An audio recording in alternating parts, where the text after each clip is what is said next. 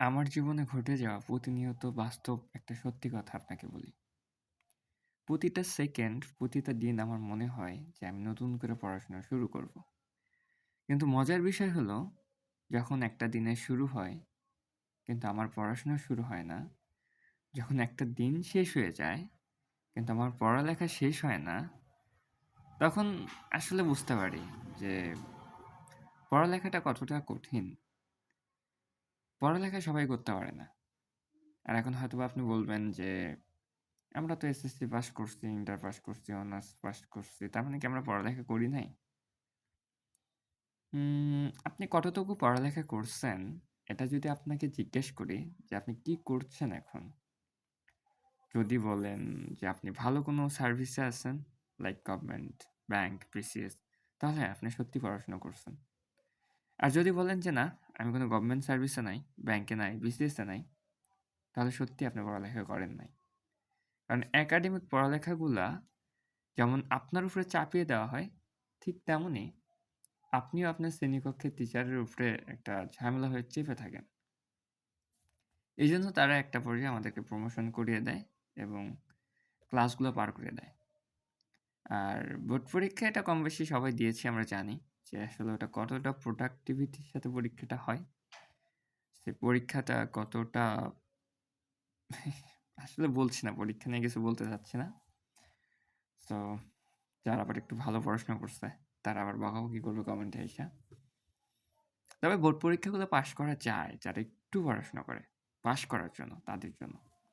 But আপনি পড়ালেখাটা তখন ফিল করবেন, তখন অনুভব করবেন, যখন আপনি কোনো চাকরির জন্য পড়বেন। ভাই রে ভাই, কি বলবো? এই চাকরির পড়াটা এতটা যে কঠিন হইতে পারে, আসলে না পড়লে বুঝবেন না। আর এটা বোঝার জন্য বা ফিল করার জন্য আপনার একটা সুন্দর এনভায়রনমেন্ট দরকার হবে। এনভায়রনমেন্টটা কিরকম?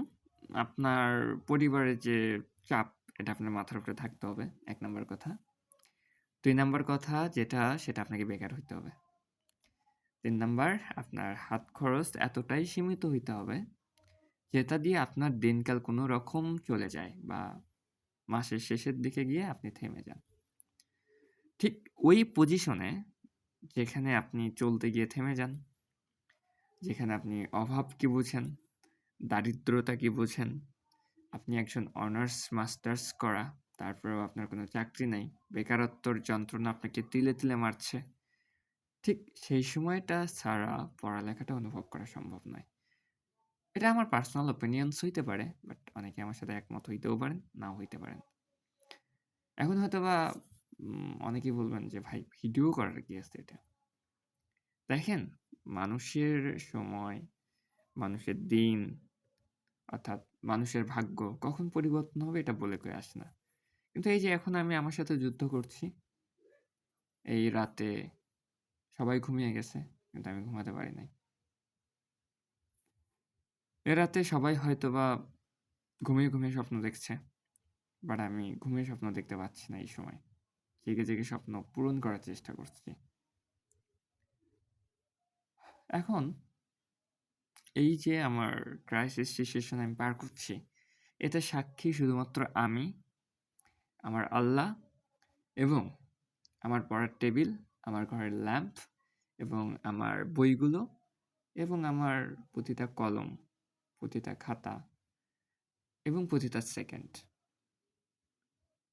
এই সময়টা স্মরণীয় করে রাখার জন্য ভিডিওটা মেক করা।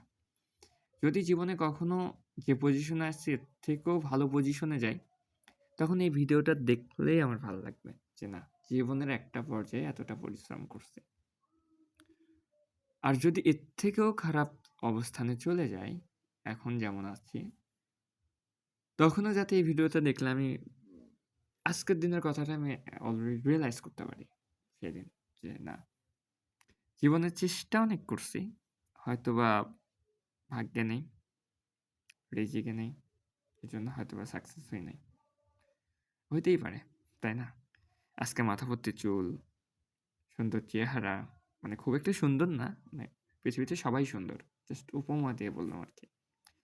হয়তোবা চুলগুলো একদিন উঠে যাবে, সুন্দর চেহারাতে একদিন দাগ পড়ে যাবে, তারপরে হয়তোবা একদিন আমার অস্তিত্ব মুছে যাবে এই পৃথিবী থেকে।